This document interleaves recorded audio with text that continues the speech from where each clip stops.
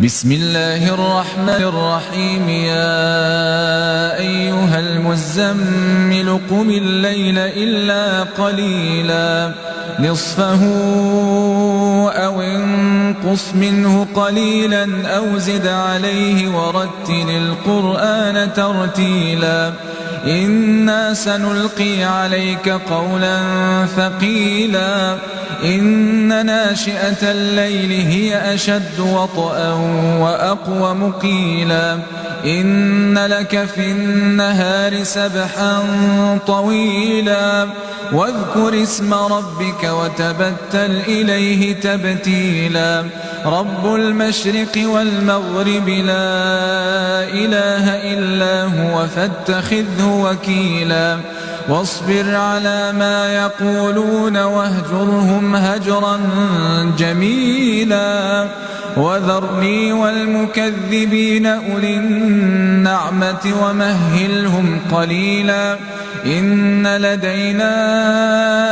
أنكالا وجحيما وطعاما ذا غصة وعذابا أليما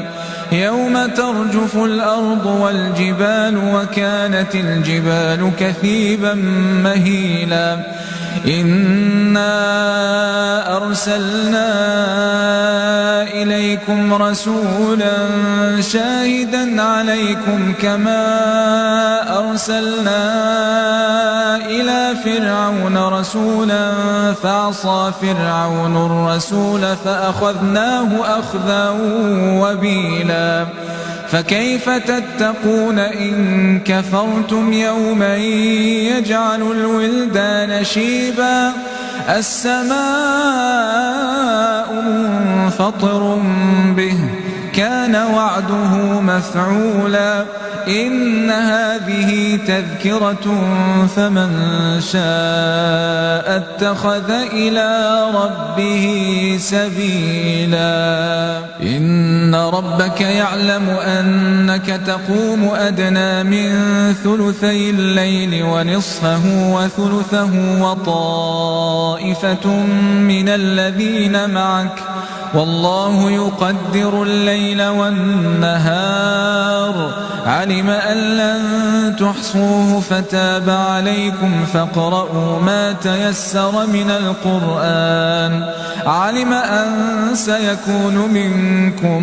مرضى وآخرون يضربون في الأرض يبتغون من فضل الله وآخرون يقاتلون في سبيل الله فاقرؤوا ما تيسر منه وأقيموا الصلاة وآتوا الزكاة وأقرضوا الله قرضا حسنا وما تقدموا لأنفسكم من خير تجدوه عند الله هو خيرا وأعظم أجرا واستغفروا الله إن الله غفور رحيم.